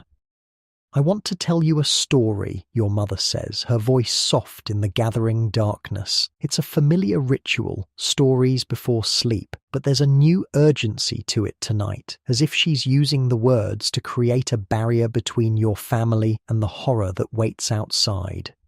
She tells an old tale, one you've heard many times before, about a clever peasant who outwits a greedy lord. It's a simple story, full of satisfying justice and clear morals. The younger children listen, wide-eyed, momentarily forgetting their fears and losses in the rhythm of your mother's voice. Rhythm. The word catches in your mind, making you tense, but this rhythm is different from the relentless beat of the dancer's feet. This is the gentle cadence of storytelling, the rise and fall of your mother's voice, the pattern of words that has soothed children to sleep for generations. As the story ends and the younger ones settle onto their pallets, you find yourself looking at your mother with new understanding. She's fighting the dancing plague in her own way, not with physicians' cures or bishops' prayers, but with the simple, powerful magic of normality, of family, of love. It may not be enough. The fear that has taken root in your heart these past days tells you that nothing may be enough to save Strasbourg from the curse that has befallen it. But in this moment, in this small, crowded house, with your family breathing the same air and sharing the same fate, you find a measure of peace. Outside, the dancing continues, its rhythm a constant reminder of the fragility of everything you hold dear. But for now, surrounded by your family, you are safe. The dance has not claimed you, not yet. And in a world gone mad, perhaps that is all anyone can hope for. One more night of safety. One more day of sanity. One more moment of being spared the curse that turns ordinary people into dancers who cannot stop until death claims them. As you drift towards sleep, your body heavy with exhaustion, you find yourself silently repeating the prayer Father Lucas taught you. St. Vitus, protect us from your curse, spare us from the dance that brings only death. And somewhere in the darkness of Strasbourg, the dancers dance on, their feet marking time toward an end that no one can predict or prevent. Days blur into one another as August drags on, each sunrise bringing more heat, more fear, more dancers. You've lost track of how many have succumbed to the strange affliction, perhaps 100 now, perhaps more. The wooden stage in the market square has been expanded twice, and still it cannot contain them all. Your world has contracted to a few safe places. Home, the route to the bakery, now reopened as Master Jacob's fever broke, though he remains weak, and occasional foraging trips outside the walls. Everything else feels dangerous, as if the very air of Strasbourg carries the contagion of rhythmic movement.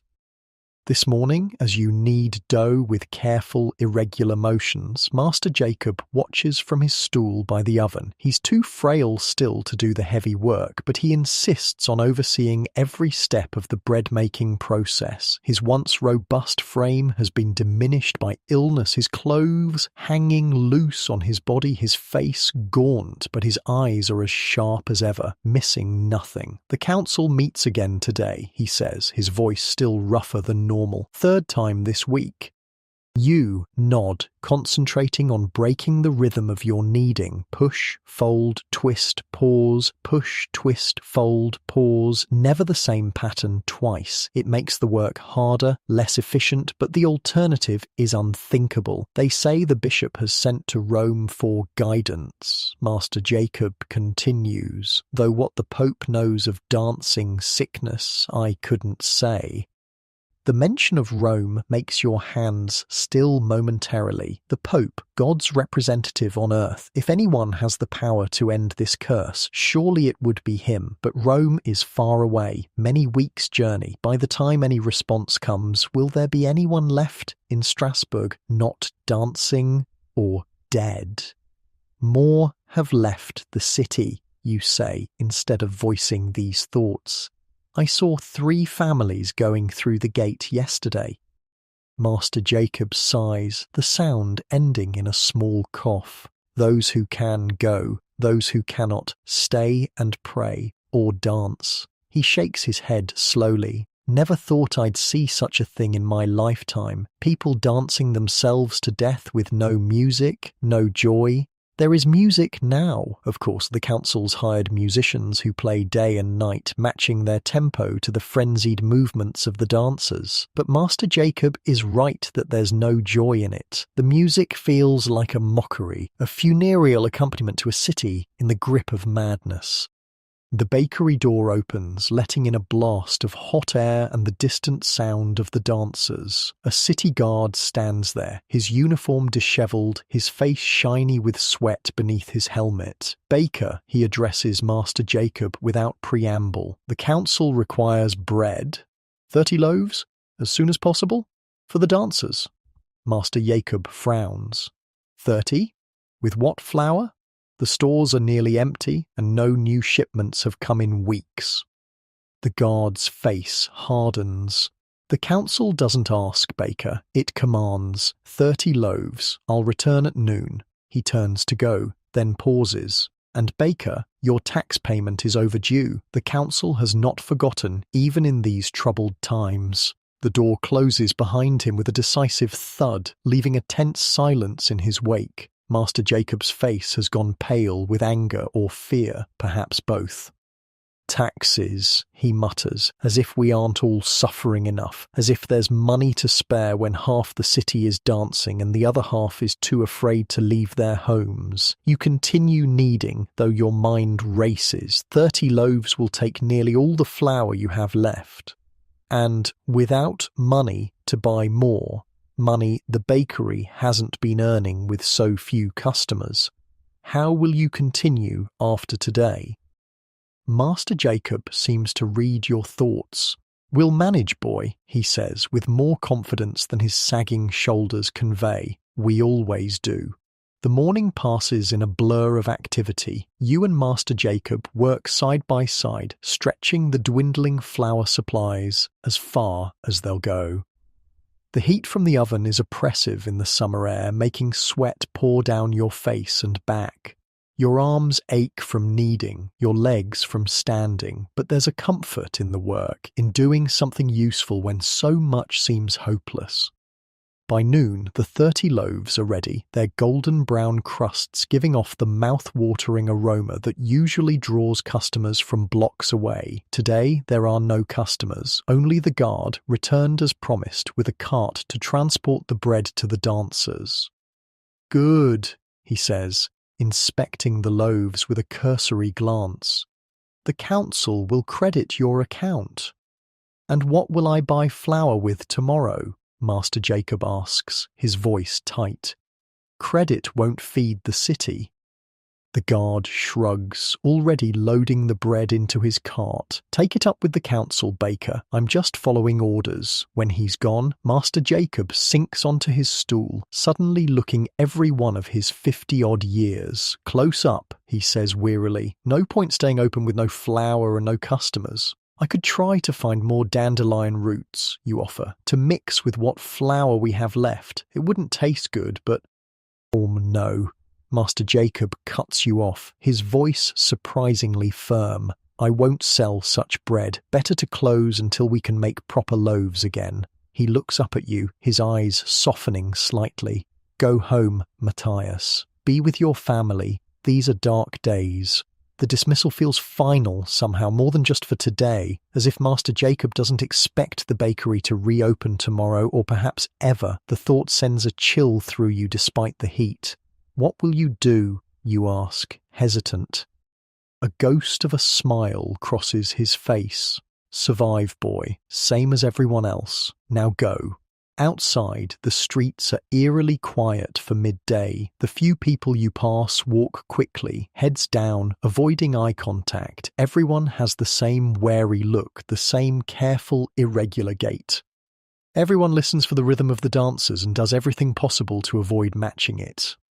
As you approach the market square, you notice an unusual amount of activity. Not dancers, but city officials and guards gathered in discussion. Curiosity pulls you closer, though you're careful to stay at a distance that won't draw attention. The officials are clustered around a large parchment, gesturing animatedly. You catch fragments of their conversation on the hot, still air. Pilgrimage to the shrine, red shoes blessed with holy oil. Only way to appease St. Vitus.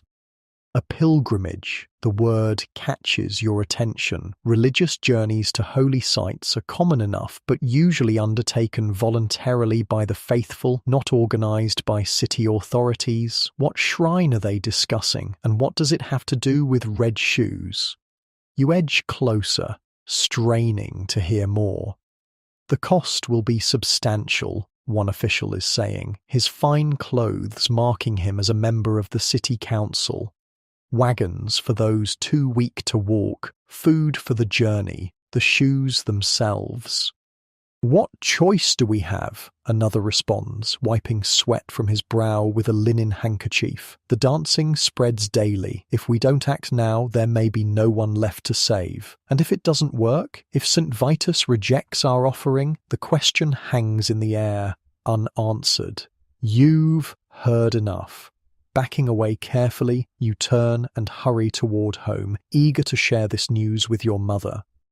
The small house is quieter than usual when you arrive. Thomas and Lucas are napping in the corner, their small bodies curled together like puppies seeking comfort. Greta sits with your mother, learning to stitch a torn shirt, her small fingers clumsy but determined. Friedrich and Hans are absent, presumably out looking for food or work. Your mother looks up as you enter, surprise crossing her tired face. Matthias, why aren't you at the bakery? Master Jacob closed early, you explain, sitting beside her on the rough wooden bench that serves as your only real furniture. The wood is smooth from years of use, worn down by countless bodies before yours. There's no more flour, and the council took all today's bread for the dancers. She sighs, setting aside her mending. More bad news, then. Not all bad, you counter, lowering your voice so as not to wake the sleeping boys. I overheard the council officials. They're planning a pilgrimage to a shrine. St. Vitus, I think. They believe it might stop the dancing. Your mother's expression shifts. Not quite hope, but a lifting of the perpetual worry that has lined her face these past weeks. When? Soon, I think. They were discussing costs, arrangements. She nods slowly, her eyes distant, calculating. A pilgrimage would be good. Get people out of the city, into clean air, and if it cures the dancers, she doesn't finish the thought, as if afraid to voice too much optimism.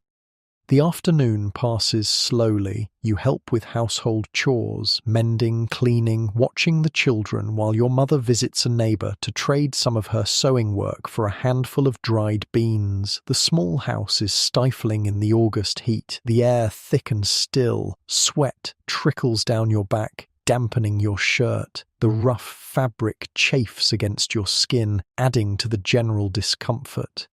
When Friedrich and Hans return, they bring news that confirms what you overheard. The city council has indeed announced a pilgrimage to the shrine of St. Vitus, some 30 miles away in the mountains. The dancers will be loaded onto wagons, and any who wish to accompany them are welcome. They will leave in 2 days' time. Will we go? Friedrich asks, looking to your mother. At 16, he's caught between childhood and adulthood, still deferring to her authority while chafing under it. Your mother's face is thoughtful. If we can find enough food for the journey, it won't be easy with so many mouths to feed. I could stay behind, you offer. Look after the house. The suggestion earns you a sharp look. No one stays behind, she says firmly. We go together or not at all?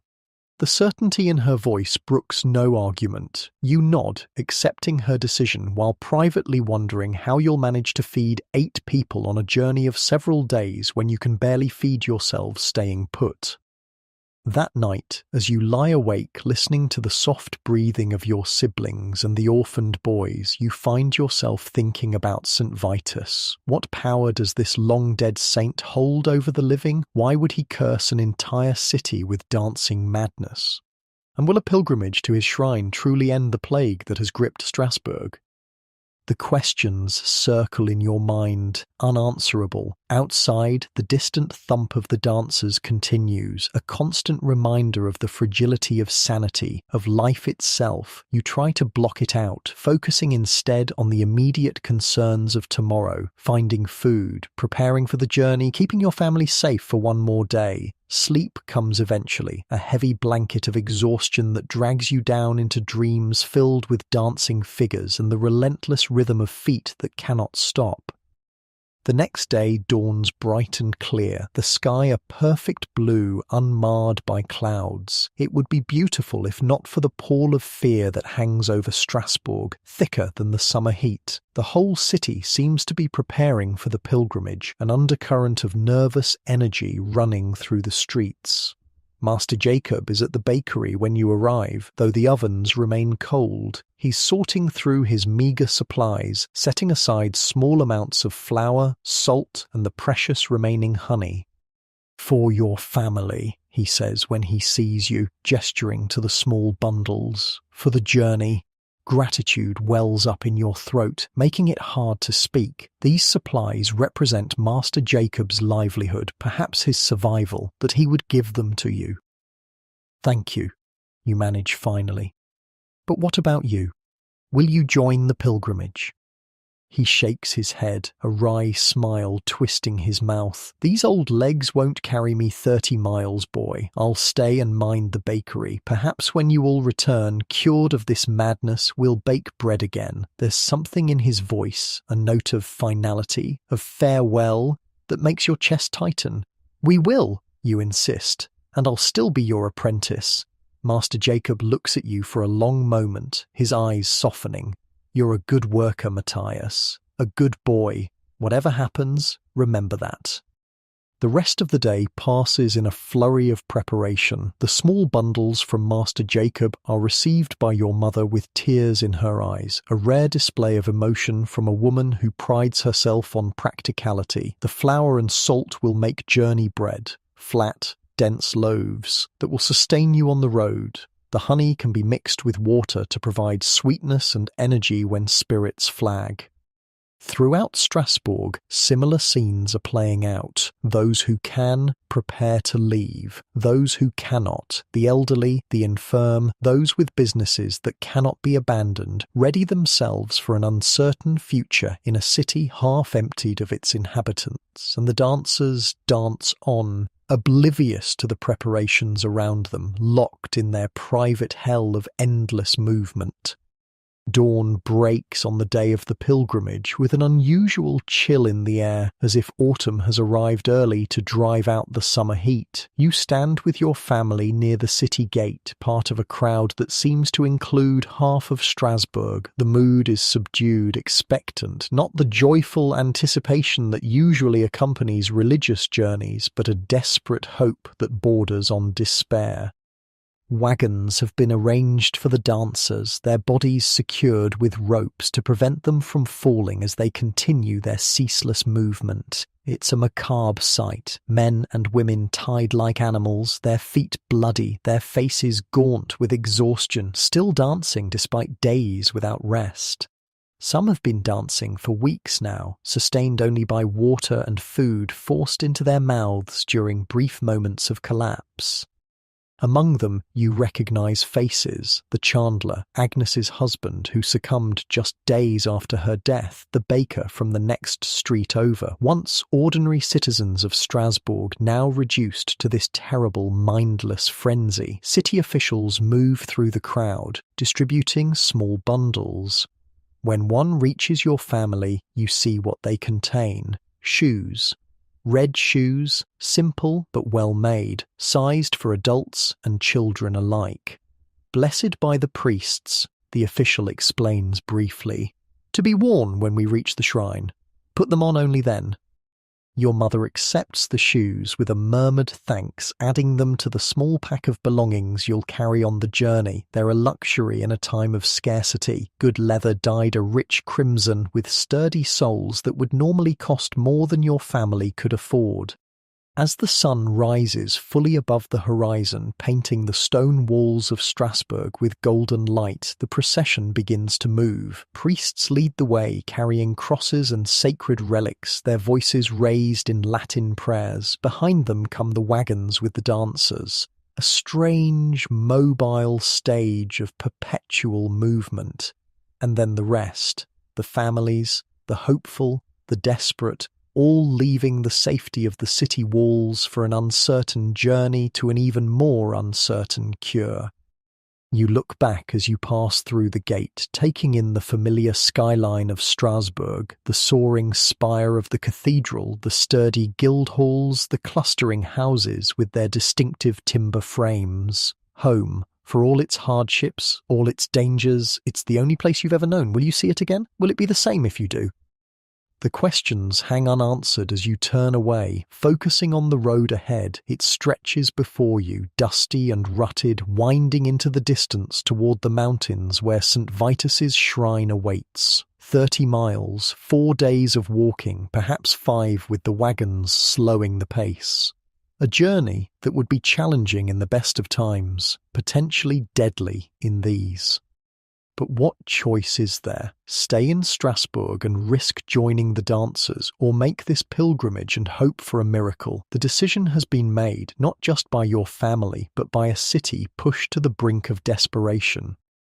The first day's travel is slow but steady. The dancers continue their relentless movement in the wagons, the sound of their feet creating a constant background rhythm that everyone else is careful not to match. Priests walk alongside, sprinkling holy water and murmuring prayers. Physicians check the dancers regularly, forcing water between parched lips, supporting heads that loll with exhaustion. Your family walks together, Hans carrying Greta when her small legs tire, Friedrich helping with Thomas and Lucas. Your mother moves with determined steps, her face set in lines of concentration. This journey is just one more hardship to be endured, one more challenge to overcome for the sake of her children, both born to her and taken in. The countryside is beautiful, a stark contrast to the horror of the dancing plague. Fields of grain ripple in the light breeze, dotted with red poppies and blue cornflowers. Woods offer welcome shade from the sun, the cool darkness beneath the trees a relief for tired bodies. Streams provide fresh water, cleaner than anything available in the city. By nightfall, the procession has covered perhaps 7 miles, a decent distance considering the wagons and the many children and elderly among the travellers. Camp is made in a meadow beside a small river, fires lit for cooking and warmth. The dancers remain in their wagons, still moving, though some have collapsed into brief, exhausted sleep, only to jerk awake and resume their frenzied movements. You help your mother set up a simple camp, a fire for cooking, blankets spread on the ground for sleeping. The journey bread is shared out in small portions, supplemented with berries gathered along the way and a handful of the precious salt to replace what's been lost in sweat. As darkness falls, the fires cast flickering shadows across the meadow, illuminating the faces of the pilgrims. Despite the exhaustion of the day's travel, there's a sense of relief among many. Relief to be away from Strasbourg, away from the constant fear of succumbing to the dancing plague. Out here, under the vast canopy of stars, the madness seems more distant, less threatening. The next 3 days follow a similar pattern, walking from dawn until dusk, making camp, sharing meagre meals, sleeping under the stars. The terrain becomes more challenging as you approach the mountains, gentle hills giving way to steeper slopes, lush meadows to rockier ground. The air grows cooler, especially at night, a welcome change from the stifling heat of the city. And always the dancers dance. Some die along the way, their bodies finally giving out after days or weeks of ceaseless movement. They are buried quickly, with simple prayers, the procession pausing only briefly before moving on. There is no time for elaborate mourning, no resources for proper funerals. Death has become a companion on this journey, walking alongside hope. On the fifth day, as the sun reaches its zenith, you crest a hill and see it, the shrine of St. Vitus. It's smaller than you expected, a stone chapel nestled in a valley between two mountains. A stream runs beside it, catching the sunlight like scattered diamonds. Around the shrine, a small community has grown. A few houses, fields of crops, a mill by the stream. A murmur runs through the procession at the sight. Not jubilation, you're all too tired, too heartsick for that, but a stirring of the hope that has driven you here. The shrine represents the end of the journey, but more importantly, the possibility of an end to the dancing plague. The priests move forward, conferring with the monks who tend the shrine. Arrangements are made for the dancers to be brought before the altar, for the pilgrims to be housed and fed. The community around the shrine is poor but generous, opening their homes to strangers bound by shared faith and desperation. As the sun begins to set, painting the mountains with gold and rose, the moment comes. The red shoes are distributed again, with instructions to put them on before entering the shrine. You help Thomas with his, the small red boots looking incongruously bright against his dusty legs. Will these make Mama better? He asks, his voice small and uncertain. The question catches you off guard. In all the chaos of the journey, you've almost forgotten that Thomas and Lucas are here because their mother was one of the dancers, one who didn't survive. They've come seeking not a cure, but perhaps closure and understanding of what claimed their mother's life. I hope so, you say carefully, not wanting to promise what you cannot guarantee. St. Vitus is very powerful. If anyone can help, he can. The shrine is too small to accommodate everyone at once, so the pilgrims enter in groups. The dancers are brought in first, their wagons rolled to the entrance, their exhausted bodies carried to the altar by strong men who avert their eyes from the continuing weakened dance.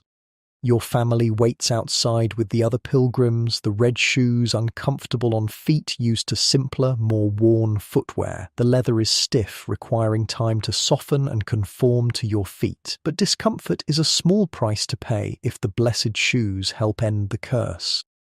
Night falls fully, the stars emerging one by one in the vast mountain sky. Torches are lit around the shrine, casting long shadows across the valley. The sound of chanting emerges from within the chapel, priests and monks raising their voices in prayers to St. Vitus, begging for his intervention, his mercy, and then a different sound, a cry, not of pain, but of relief.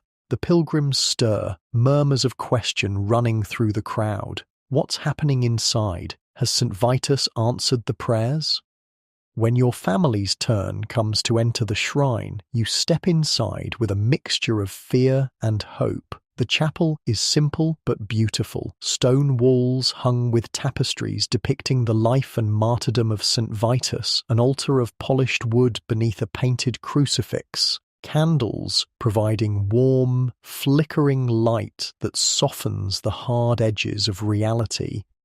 And there, before the altar, are the dancers, or rather those who were dancers, for they are still now, their bodies at rest for the first time in days or weeks. Some lie prostrate, too exhausted to sit up. Others kneel in prayer, tears streaming down their faces. Still others simply sit, looking dazed as if awakening from a long nightmare. The dancing has stopped. The realization hits you with physical force, making your knees weak. It worked. The pilgrimage, the red shoes, the prayers, something has broken the curse that held these people in its grip. St. Vitus has shown mercy. Your mother's hand finds yours, squeezing tightly. You look up to see tears in her eyes. tears of relief, of gratitude, of sheer exhaustion finally finding release. Around you, other families are reuniting with loved ones who have been restored to them, embracing, weeping, murmuring thanks to God and St. Vitus. Thomas and Lucas stand uncertainly, their small faces solemn as they watch the scene. Their mother isn't here to be restored to them. Her dance ended in death before the pilgrimage began, but perhaps there is still comfort in knowing that the force that took her has been defeated, that her suffering has ended. The journey back to Strasbourg takes place in a very different atmosphere than the journey out. Though bodies are still tired, spirits have lifted. The dancers, former dancers now, grow stronger each day, though many will bear scars, both physical and otherwise, for the rest of their lives. Feet damaged beyond repair, hearts weakened by the ordeal, minds haunted by memories of compulsion they couldn't resist. When the walls of Strasbourg come into view on the 10th day after your departure, a cheer rises from the returning pilgrims. Home. Changed, perhaps, but still home. The city you return to is not the same one you left. Many who stayed behind have fled, unable to bear the fear of the dancing plague. Others succumbed to it in your absence, their bodies buried in hasty graves. Still others simply went on with their lives as best they could, adapting to the strange new reality that had befallen their city. Master Jacob is waiting at the bakery door as you pass, his face lighting up at the sight of your family intact, whole. He waves you over, his usually stern features softened with relief. "You made it," he says simply. "And the dancers?" "Cured," your mother replies. "St. Vitus heard our prayers." Master Jacob nods, as if this is exactly what he expected. "Good. Then perhaps Strasbourg can begin to heal." He looks at you directly. "The bakery opens tomorrow, Matthias. A shipment of flour arrived yesterday from the north. We have work to do." Life resumes, as it always does after calamity. The rhythms of daily existence gradually return, the bakery's pre-dawn fires, the market's morning bustle, the cathedral's regular bells marking the hours, but nothing is quite the same. How could it be after what you've all witnessed, what you've survived? The dancing plague of 1518 passes into memory, then into story, then into history. Years later, as an adult with your own bakery and your own apprentices, you will tell the tale to wide-eyed children who can scarcely believe such a thing could happen. You'll describe the procession to St. Vitus's shrine, the red shoes, the miracle of stillness after weeks of ceaseless movement. What you won't be able to explain, even then, is why it happened. What force seized Frau Tropea that July day and compelled her to dance without ceasing? What power spread through Strasbourg, claiming victim after victim? Was it truly St. Vitus's curse, lifted only through pilgrimage and prayer? Or was it something else? A sickness of the mind, born of fear and hardship, cured not by divine intervention, but by the simple act of leaving the city where it began? These questions remain unanswered, as some questions must. The dancing plague becomes one more mystery in a world full of them, one more reminder of how little we truly understand about the forces that shape our lives. But what you do understand, what the plague taught you and everyone who survived it, is the fragility of normalcy, how quickly the familiar can become strange, how easily order can give way to chaos, and perhaps most importantly, how resilient people can be when faced with the unimaginable. Strasbourg rebuilds. Strasbourg recovers. Strasbourg remembers, in its way, incorporating the dancing plague into its identity, its history, and life goes on as it must, as it always has. In the quiet moments, though, in the still watches of the night when memory is strongest, you sometimes think you can hear it still, the distant rhythm of feet that cannot stop, the desperate beat of a dance that brought only suffering. In those moments, you deliberately break your breathing pattern, vary your heartbeat, remind yourself that you are free, you are still, you are safe. And you offer a silent prayer of thanks to St. Vitus, guardian against the dancing curse, protector of those who seek stillness in a world that never stops moving. The dancing plague of 1518, a strange, terrible chapter in history, a reminder that sometimes the greatest mysteries are not in distant lands or ancient times, but in the human mind itself, in our capacity for both suffering and healing, for both madness and mercy, in our endless dance between despair and hope, between darkness and light. And perhaps that's why the story continues to resonate across the centuries, because it speaks to something fundamental about what it means to be human, to move through the world in bodies that can betray us, with minds that can be overtaken by forces we don't understand.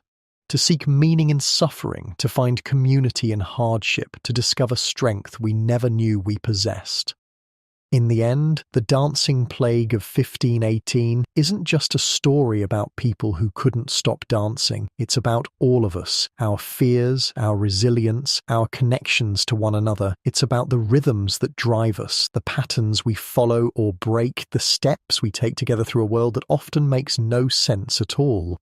And perhaps, in some small way, that understanding is the true legacy of those who danced until they could dance no more, a reminder that even in our darkest moments, we are never truly alone in our strange and terrible dance through life.